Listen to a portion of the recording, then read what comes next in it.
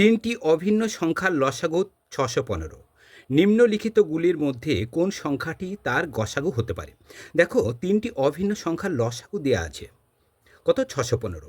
এখন বাকি ৪টে অপশান আছে, দেখো এ বি সি ডি, এর মধ্যে যে ৪টে অপশান আছে এর মধ্যে কোন সংখ্যাটি তবে এই তিনটি অভিন্ন সংখ্যার গসাগু হবে সেটা আমাকে নির্ণয় করতে হবে। মনে রাখবে, গসাগু লসাগুকে সবসময় সম্পূর্ণরূপে যদি বিভক্ত করে তবে সেই সংখ্যাটি হবে উক্ত সংখ্যাগুলির হচ্ছে গসাগু। দেখো, ৬১৫কে যদি আমরা ১২ দিয়ে হচ্ছে ভাগ করি তাই সম্পূর্ণরূপে বিভাজ্য নয়।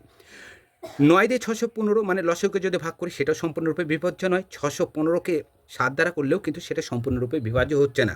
কিন্তু ৬১৫কে ১৫ দ্বারা যদি আমরা হচ্ছে ভাগ করি তাহলে সম্পূর্ণরূপে বিভাজ্য হয়ে যাচ্ছে। তাহলে ১৫ হলো সেই সংখ্যা, মানে ১৫টি সংখ্যাটি হবে গসাগু। কার সংখ্যা? তিনটে অভিন্ন সংখ্যার হচ্ছে গসাগু হবে ১৫। কোথায় আছে? অপশান ডি নম্বরে। আজ এই পর্যন্ত, পরে ভিডিওতে আবার দেখা হবে।